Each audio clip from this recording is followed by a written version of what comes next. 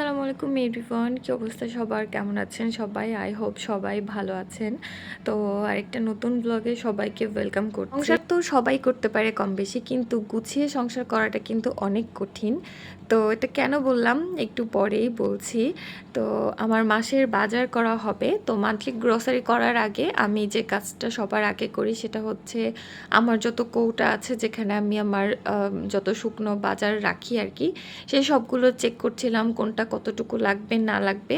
কারণ আমাদের সব কিছুরই একটা মোটামুটি হিসেব থাকে, মানে আমার আর কি হিসেব থাকে যে আমার মাসে কোন জিনিসটা কতটুকু লাগে বা কোন জিনিসটা আমার একবার আনলে 2 মাস বা 3 মাস যায়। তো সেই হিসেবটা আমার থাকে। আর এখানে আমার যে এক্সট্রা জিনিসগুলো সেগুলো আমি একটা এরকম কার্গো বক্সে রেখে দিচ্ছি, মানে রেখে দেই আর কি। তো চেক করছিলাম যে কোনটা কতটুকু আছে, কোনটা একেবারেই শেষ, কোনটা কতটুকু লাগবে, সেই হিসেব করে তারপর আমি লিস্ট করতে বসে যাই। তো এটা আমি মোটামুটি প্রতি মাসেই করি। এই জিনিসটা করার অনেক উপকারিতা আছে। যেমন আমার বাসায় কোনটা কতটুকু থাকে, কি থাকে, সেটা সব কিছু আমার জানার মধ্যে থাকে। অনেক সময় হয় না যে দেখা যায় কোনো একটা মশলা বা গরম মশলা বা যেটাই হোক, যে কোনো টাইপের মশলা বা যে কোনো কিছু একবার আনার পরে আমাদের মানে মনে পড়ে না যে এটা আমরা কোথায় রেখেছি বা ওইটা আছে, আমরা দেখা যায় কি আবারও কিনে ফেলি, যার কারণে জিনিসটা নষ্ট হয়, টাকারও অপচয় হয়, জিনিসেরও অপচয় হয়। তো এই কারণে আমি সব সময় দেখা যায় বাজার করার আগে আগে সব কিছু খুলে খুলে চেক করি, কি আছে না আছে, কি লাগবে, কতটুকু লাগবে, আমি সেই হিসেব করে আর কি কিনি।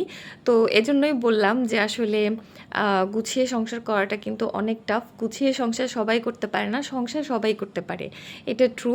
তো যাই হোক, এটা জাস্ট আমি একটা ছোট্ট একটা উদাহরণ দিলাম আর কি। অনেকে জানেই না যে তার বাসায় কী আছে না আছে, হ্যাঁ, তাদের কোনো হিসেবও থাকে না।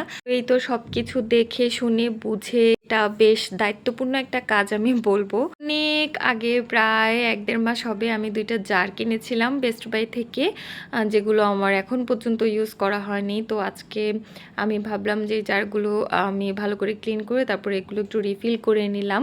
সুন্দর জার দেখলে আমার চোখ আটকে যায়, সেটা আমি আমার সাধ্যের মধ্যে হলে অবশ্যই কেনার চেষ্টা করি। তো যাই হোক, বাবু একটুখানি ঘুমিয়েছিল, এর মধ্যে আর কি আমি এইসব কাজ করছিলাম। এখানে আমি পেঁয়াজ কেটে এটা হচ্ছে আমি ডিপে রেখে দিচ্ছি।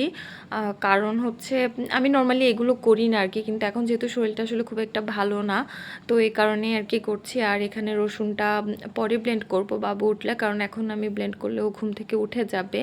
তো টুকটাক হাতে যে গোছগাছের কাজগুলো ছিল সেগুলো করে নিচ্ছি, অত একটা হেভি কাজ করব না। আর রান্নাটা আসলে আমি করতে চেয়েছিলাম, পরে দেখলাম যে এখন গ্যাস নেই, তো সন্ধ্যার পরেই রান্নাটা করব। এখন বাবু যেটুকু সময় ঘুমাচ্ছে আমি হাতের যে কাজগুলো আছে সেগুলো আর কি গুছিয়ে নিচ্ছি।